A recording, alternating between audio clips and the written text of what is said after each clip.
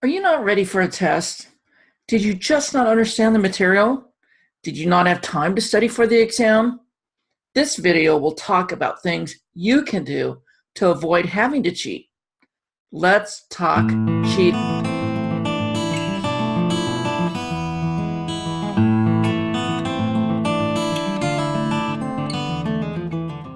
Hi, my name is Terry Grigsby, and I'm a 30-year veteran of teaching math in high school and college, turned online math tutor now. Welcome to my third episode of Cheating in School. Just don't do that to yourself. Now, in the first episode, I talked about how you are selling yourself short by cheating and to just buck up and learn the material. And in the last episode, I went over many of the ways I caught people cheating and how I dealt with them. In this episode, let's talk about ways to never need to cheat in the first place. It's a whole lot better for your self-esteem and pride.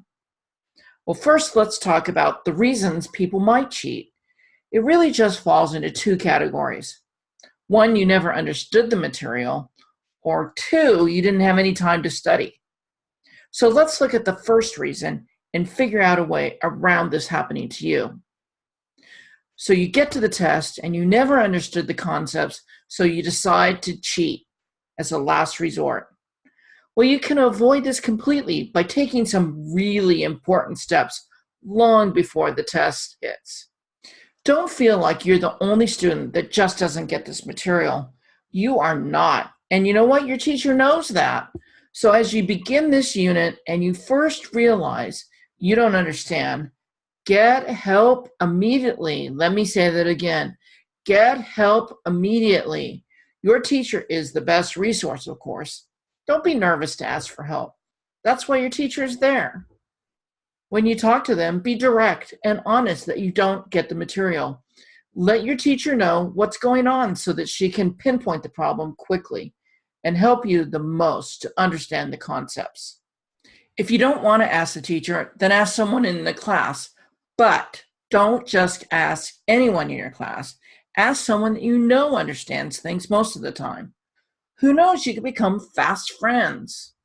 As the unit progresses and the homework doesn't make sense, then mark your work where you're having trouble. When you get the time, ask that trusted person for help. You don't have to learn all the material all by yourself. Make sure you mark down on your paper or your computer how to do the homework correctly when you get that help. Then before the test, go back over all the places you had trouble but fixed and make sure you can still do the concept. This will do two things. First, it will set in your brain a positive association with the problem because you did figure it out originally. This will help reduce test anxiety, I promise. Second, it will set the concept in your brain all over again, so you will quickly be able to do the problem. So asking for help when you need it and reviewing the tough concepts that you already figured out should boost your confidence in material, and therefore no need to even think of cheating. Now let's look at the second reason people might cheat. They just don't have time to study before the test. I would never say this is lame, just find the time. I know there are a lot of reasons people may not have time. Could be family commitments or emergencies. Could be work, you might have been sick, or some other major incidents could come, eat all your time up to study.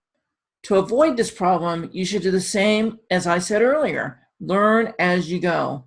Then even if you don't have time to study right before the test, you will have already set in your brain how to do all the concepts. Now, it may not be a perfect solution. You might not get 100%. But you'll do fine on the test. Life just happens. Don't be so hard on yourself. The second way around this time crunch takes a lot of bravery. If you honestly, truly didn't have time to study, approach your teacher and tell them what happened. Ask if you can take the test at a later time. I know, crazy, right? But your teacher wants you to do well and will appreciate your honesty. I mean, it's worth a try. I know as a teacher, I let students do the test later that had some special circumstances. Now, if you were up half the night binge watching Hannah, well, then forget this technique. Don't abuse it. Only ask for this exception if it's legitimate, and then don't ever ask for this again. So you see, there are always ways around you not having to cheat. Just don't cheat. Don't do that to yourself. Hopefully you found these 2 ways of avoiding cheating are useful to you. So subscribe to my channel, hit the like button and the little bell so you can find out when the next episode drops. Comment below with your favorite way to get ready for a test without having to cheat. Next time in episode 4, we'll talk about ways to avoid someone using you to cheat off. Please stick around and watch another video or visit my website and find out more about me and my online tutoring. Maybe book a tutoring session. I'd love to work with you. That's all for now. I'll see you next time on my series, Cheating. Just don't do that to yourself.